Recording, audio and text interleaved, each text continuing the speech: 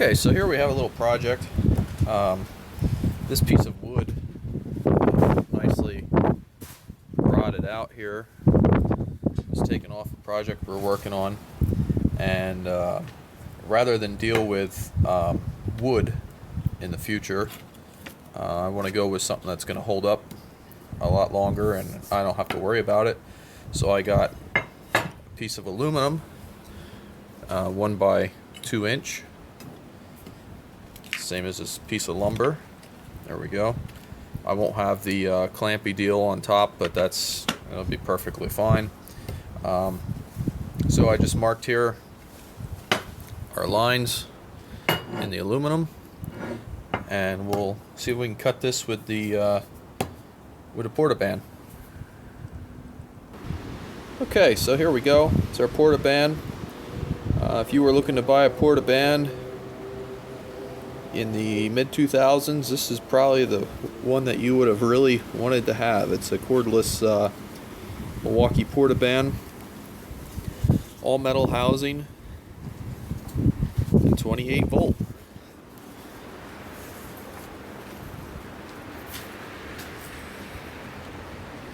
See how it does.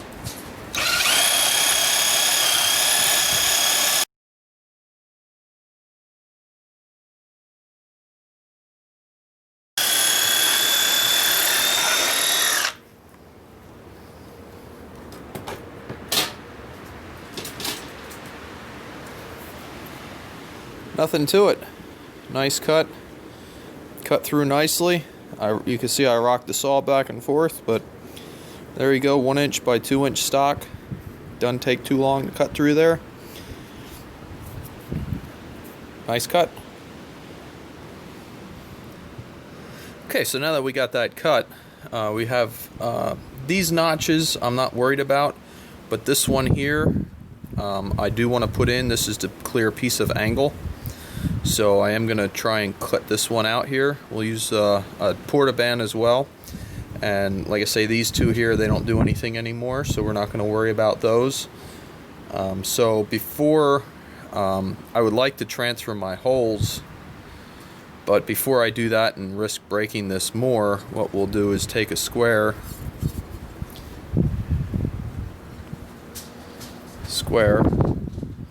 and we'll see what this is going to be, and we'll transfer these marks. So it looks like we are, let's call that a 1/4 inch because it seems like the wood's rotted out. 1/4 inch by 1.5 inches. So we will make a mark here on this.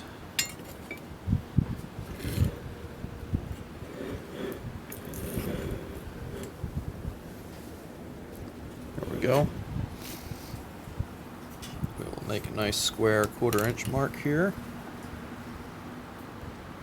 Something like there. And we'll make another one down here. And by 1.5 inches. The reason for that is we're marking it there because marked it twice, because you can't always tell with the square. I could flip it this way and try and get it on the end, but say this is my cut end, you don't know for sure that you're sitting square on the end. So horseshoes and hand grenades, do it the way works best for you. But there's our notch right there, and that's our cutout piece. So we'll move over to a different portaband and cut that out. Okay, here we are over at another portaband. This one is mounted to a table. There's a lot of videos online of these. People have various takes of them. This is a swag off-road table for this particular portaband, and then I made up my own foot switch. If there's interest on what this looks like and maybe how I made the foot switch or what have you, I'll put it up if you guys are interested in it. But either way, we're going to come in here and make our cut and make our other cut, and we'll have our notch.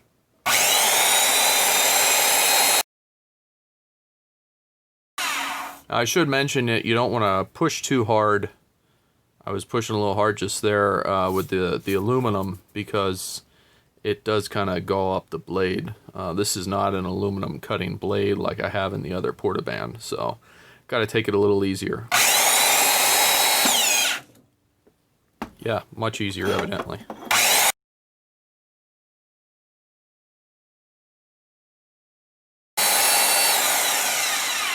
Another reason why I back up is when you're not pushing in, you can actually help clean out the blade. It's kind of like cutting on with a drill too. That's just, you know, one of those things that you gotta get a feel of. Sorry, I gotta move the camera to get this squared up. So here we go.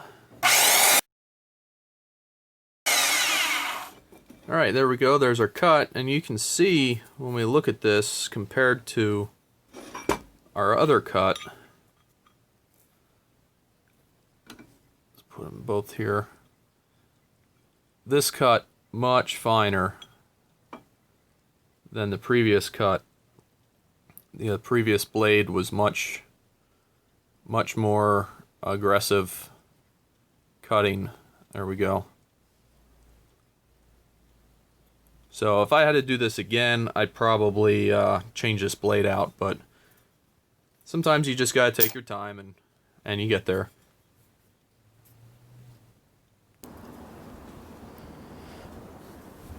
Okay, so we got our notch cut. What we should do now is go through and clean the burrs off this. For that we have a grinder with a flap wheel. This is a aluminum rated flap wheel, and it is on a 28 volt grinder. So here we go.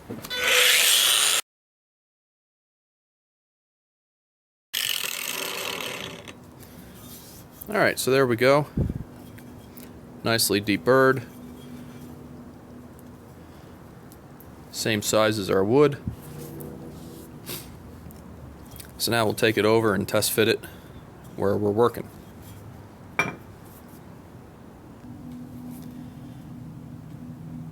Okay, here we are, test fit, and this fits exactly the way we want it.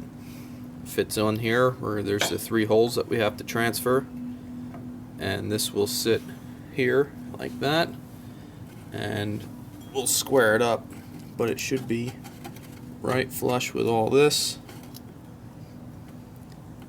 And this is just an aluminum sheet, so it wants to relax in a not straight state. We'll straighten it all out once we there's another angle piece that we're going to add underneath here as well for a little extra support. But this is where it's going to sit, and then we're going to have a bracket that comes out here to hold a cross member. In fact, we can take a look at what we're actually building here. So here's what we're replicating. We have, this is our base piece here. You can see where that bolted in. It's gapped here just like the other side. This is a support for this upright, and we're going to make an aluminum one of these as well, and we'll leave the steel ones here for spares, and we're going to eliminate this wood altogether, which is why we have the aluminum block. But so that's what it looks like before, and now we're gonna continue building this and get it new and replaced. Okay, I think what we'll do here is, since we have aluminum angle to put in here, we're gonna actually put the aluminum angle underneath here first, and then we'll put our other piece together after that. So we'll take our measurement here for our aluminum angle. So let's get in here, hook that on there, and it looks like if we go make our aluminum angle 13 5/8, we should be good to go.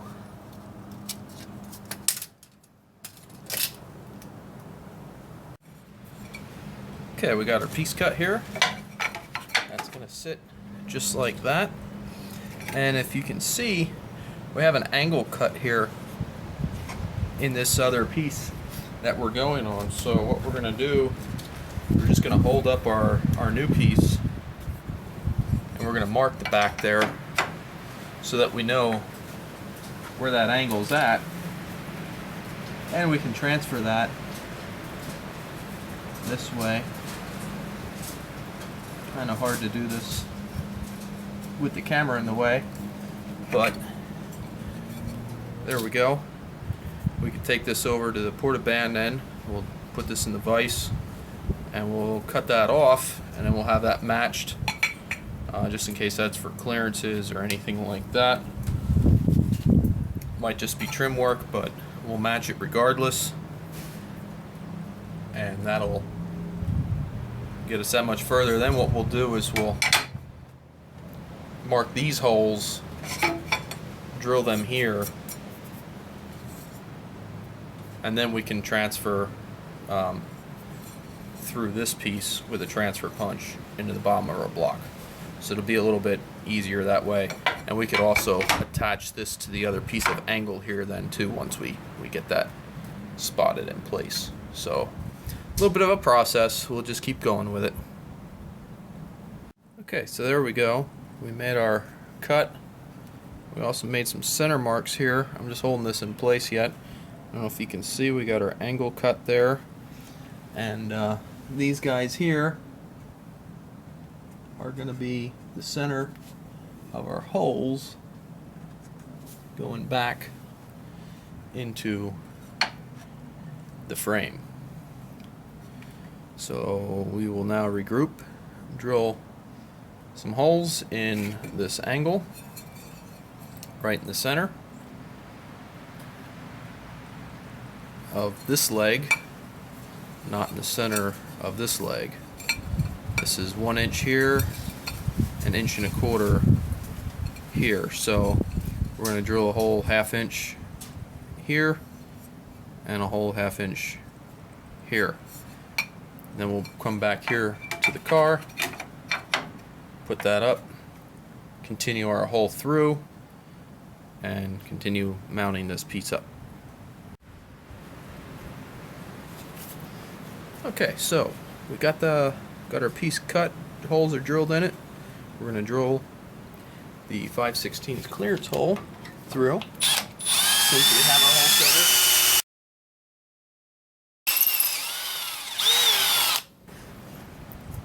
Okay, we'll check how high that is. That's good.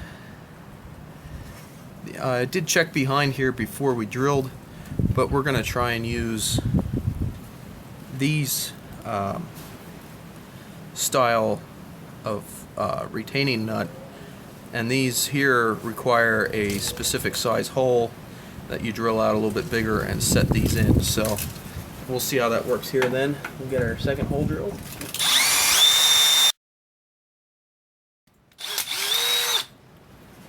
Okay, there we go. Now we can take our piece off.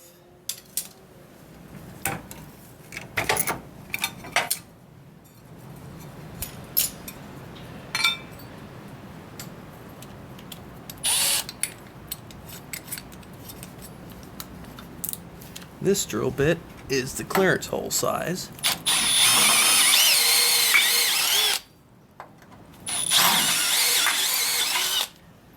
So there we go. Got our clearance hole. Then what you do with these guys is you put it behind, and this is just setting into aluminum, so it should work out pretty nicely. You put it behind your hole, and then you take your fastener, thread it into it, and just tighten it up, and then the nut is held in place. So there we go. You can see that there. This is tight here, so I wanted to give this a try.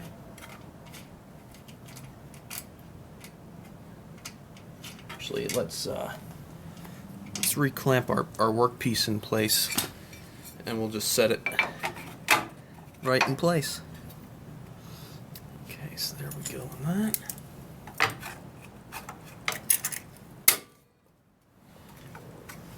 Get that out of the way. Okay. So now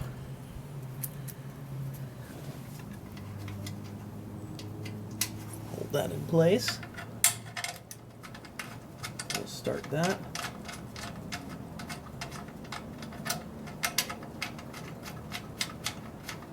There we go.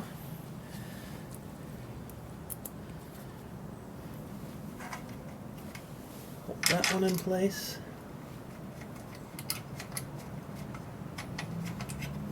Start that. Then we take our 1/2-inch M12 impact gun, run it tight, just like that.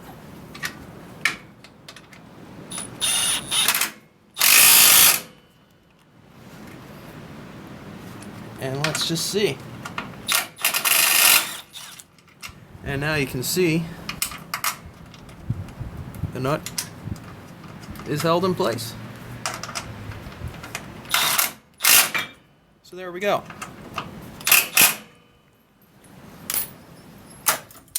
Now we can take that off.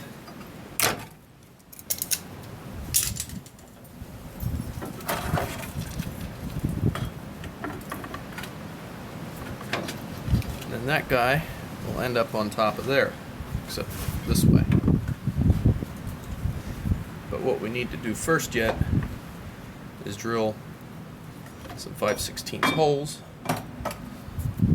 which we're going to mark out.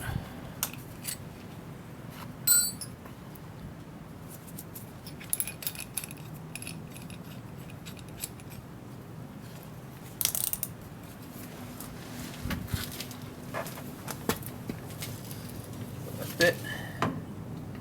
Get our center started.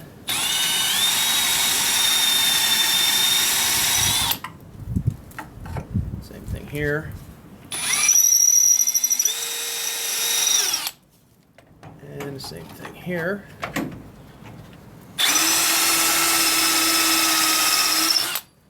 Okay, we'll be right back and get a smaller bit. Pilot, start that. Okay, a little side note. What I like to do for pilot drills is use shorter drills if I can. They're much more rigid and less likely to run off to Snapsville for you.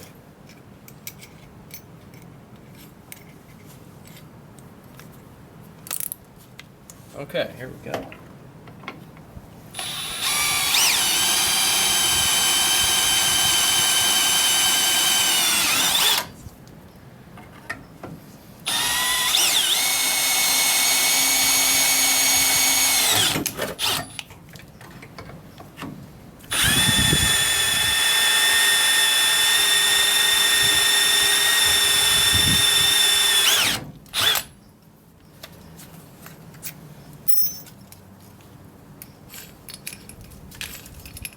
Walk up the size here, 5/16.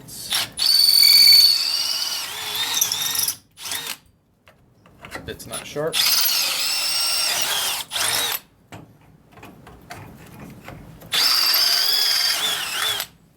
Okay, so there we go. Now I'm gonna try and clean some of this out of here. So we're sitting on something relatively flat. Okay, so now this guy, we can clamp this on here. Probably clamp it right there. Just feel where the holes are.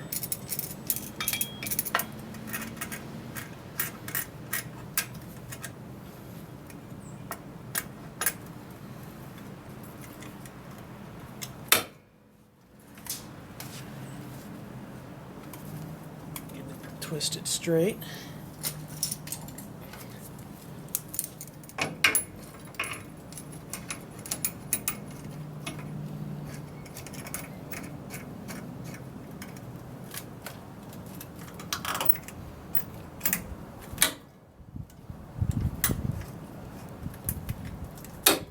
Okay, so now we want to see how this looks.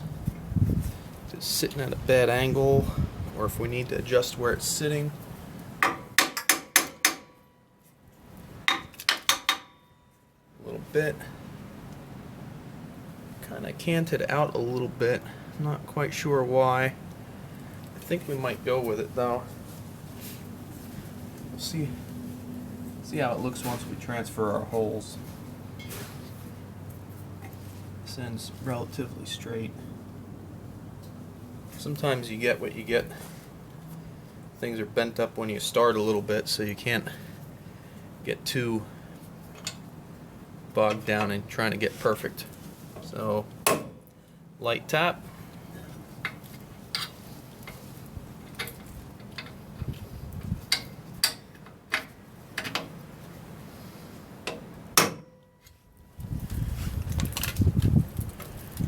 And of course the one in front of the camera is the hardest to get to. There we go. So we got marks here. See how it looks.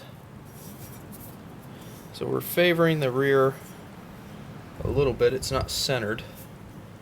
I don't know if I want to bring it back a little bit. Could try that. Alright, here we are in the ever-suffering drill press. We're going to make a hole. And we can see we're on the depth gauge of the drill press. We're about inch and an eighth. So we're going to run this to 2 3/8. We're going for a 1 1/4 hole. Right about there ought to be good.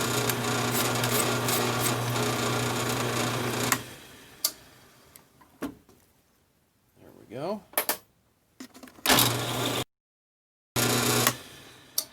And that is right at 1 1/4 depth.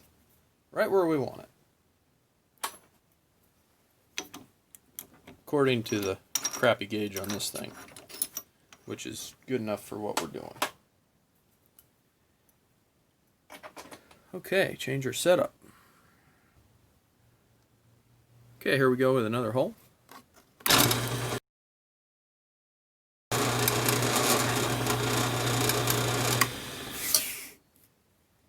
Okay, there we go.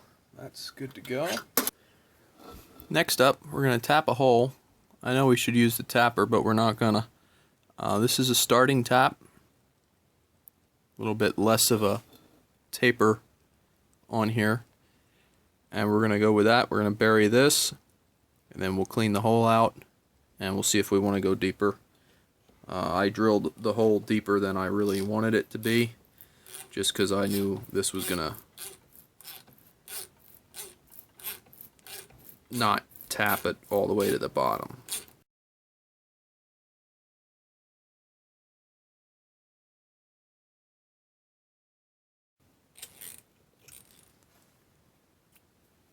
Oh yeah, that looks good.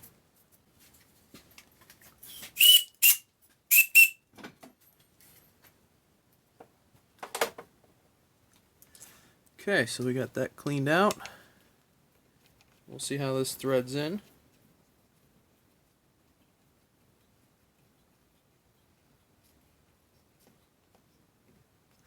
Not a problem by hand. It is just beyond the top there, but I think we're okay. I think we'll be alright with that. Okay, so I thought I'd show this. This here is a bottoming tap, and this is the regular, this is the starting tap that I used. So if you compare them next to each other, you can see that this is much more aggressive a cut than this is. I'd say the straight part of the flute is all the way back at where my thumb is, as opposed to this one being basically the second tooth in. So what we could do is we could put this in the hole that we started, run it all the way down, and just clean the hole up so we could run that tap in further, or the bolt in further. So we'll just do that quick here. So now I'm starting to cut some threads.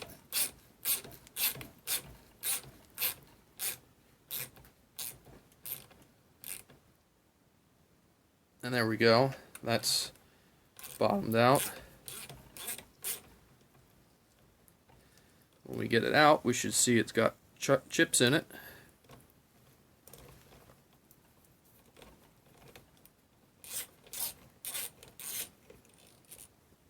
Which it does. You can see we cut some chips out there. So let's blow our hole out again. And now let's try this.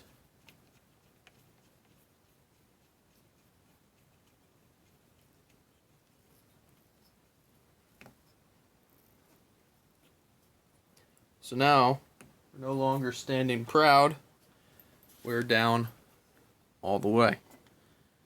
So that's just a way you can get yourself further into your workpiece by using a different tap.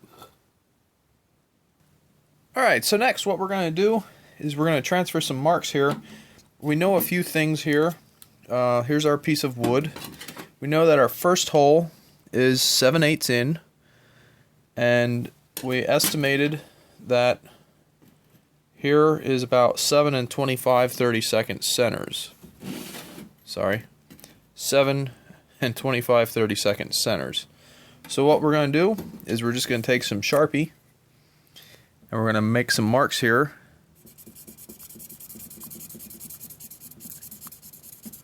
So we can scribe some marks here. And probably right about here. Okay, so there we go. So now what we'll do is we will make our 7/8 mark. Loose scratch there. Take our square.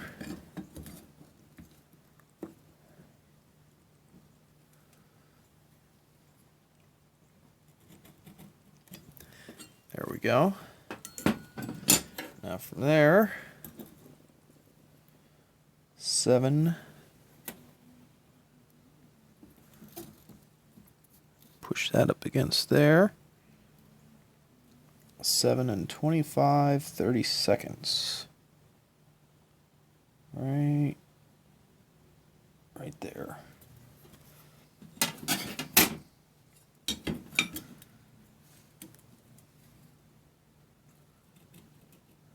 Okay, and then what we'll do is we'll make a mark at 1 inch at each of these. Just a little scratch.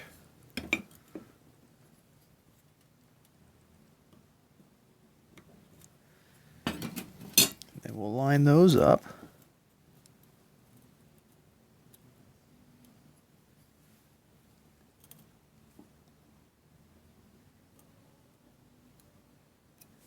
That one's good. And that one's good. So here we go. Right there. And right there. So now we got our centers. There you go. And there you go. So now we can transfer. We'll just take a punch and we'll transfer, or we don't have to transfer punch. We'll just take a punch and we'll make a nice divot there and we'll drill our holes. We could double check ourselves with our old plate here. And that sure seems like that's going to fit on there nicely. And we're going to make a new one of these, but I want the whole center. Basically, I'm going to make this whole thing out of aluminum rather than steel. So I'm going to make it exactly the same with the same hole centers, that if I have an incident or something like that, that I can always put this one back on. Holes will all line up, it'll go right back together. So making the exact same thing but out of aluminum. Same thing here with the wood. We're basically making the same thing but out of aluminum.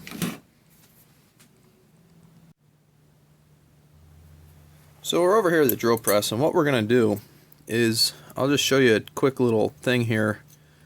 A lot of guys do it different ways. I want to drill a 7/8 deep hole. So what I can do here is hold the flutes of the drill bit right at the end of the scale. There we go. And I can stick the tape right at the 7/8, close enough. The tape method's horseshoes and hand grenades anyway. And there we go. So now we have a little tape flag on there right at 7/8. We are in a drill press, we could set a stop, but this works out well for hand drilling as well. You can do this and not have to worry about messing up something by drilling through it. So here we go. Tighten that up. And now we'll get everything lined up and we'll be back. Alright, we're back. So we got this centered up. And I just did a quickie looking for deflection on the drill bit into the center punched hole. Close enough for what we're doing here. So here we go.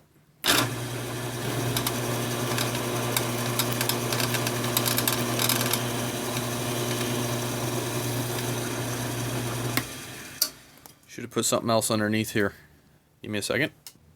And we're back. So my little block underneath fell. So I just took it out. So here we go.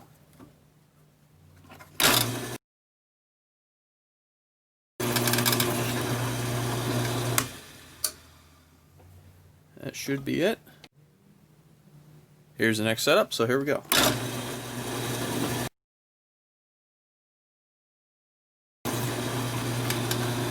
Should be there now. You can see there's a little circle here. That's from the tape rubbing. It might be from a chip. Hang on.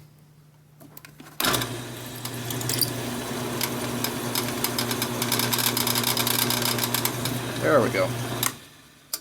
There we go. That's what we want. So now we'll leave that set there, and we'll get the tap drill for 5/16. Here we go.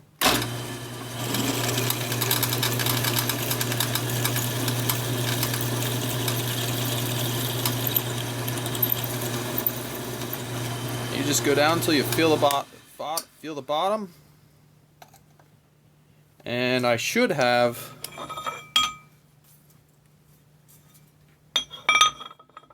drilled this when I had it set up the other way, but I didn't.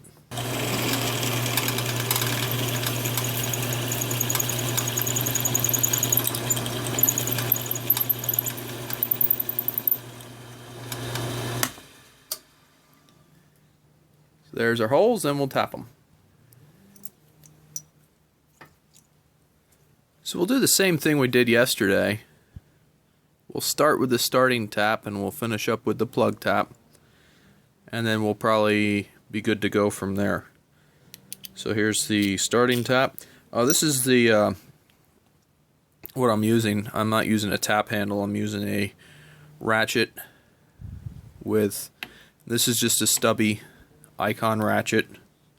See if I can get that in frame here. There we go. Just a stubby icon ratchet. I thought I'd give it a go. I'm not really big on all that stuff just yet from the Harbor Freight, but I thought I'd give this icon one a go and see what I think. I also have a Duralast stubby about the same size that I'm trying out right now, so that's what's going on there. So here we go.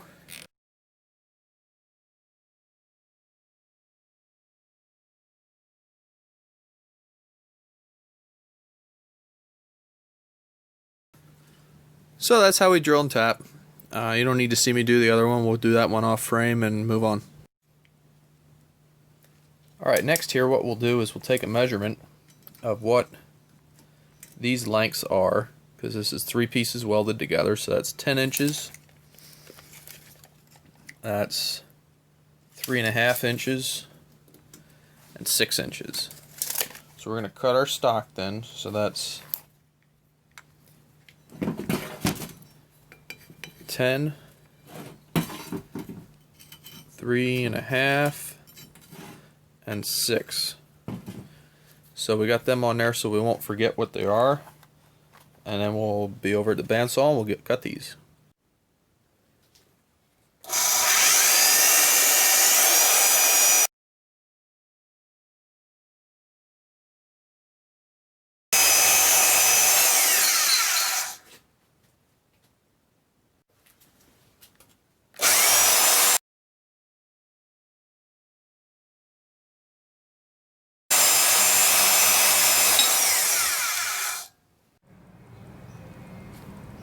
Okay, so we got our new piece in place here. You can see I got the fasteners started already.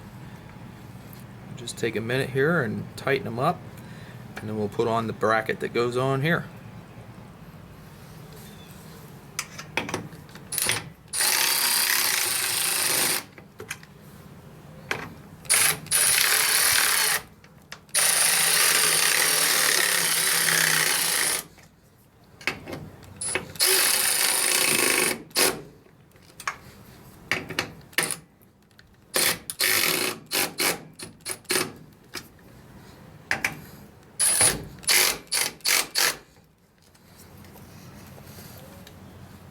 Well, there we go. That's in place.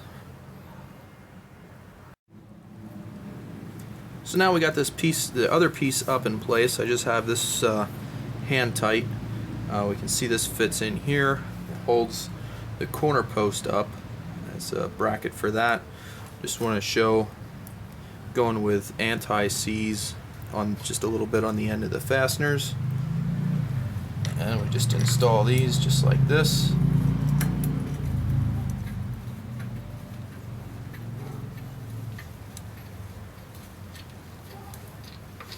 So that's good and in there. Put some on this one.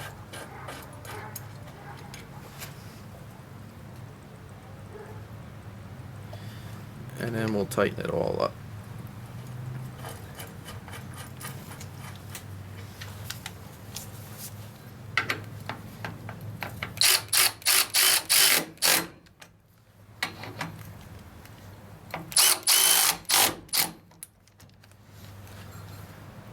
So there we go. It's good and solid. All aluminum. This is nice and flush. This is notched out for the bracket here. We shouldn't have to worry about this rusting ever. It should stay nice. And won't have to worry about this piece rotting out because it's not wood. It's all tied in good and solid. So we'll move on and see if we can get this corner piece in place. Okay, so here we are as a finished product. We got the aluminum bar mounted. We got the new corner piece in. And we have our upright in place. We'll change the angle here in a second to show that. But pretty happy with how everything turned out. We got our angle brace in here. It's very solid.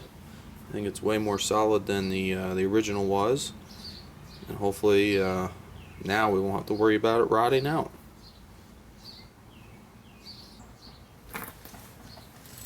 So here's a better look at the corner piece.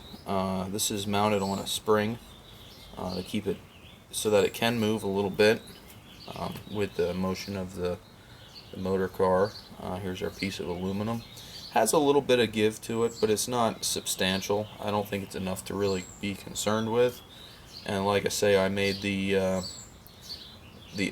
new pieces exactly like the old pieces were, so if need be I can always put those back on and be back in business if for some reason this aluminum didn't work out.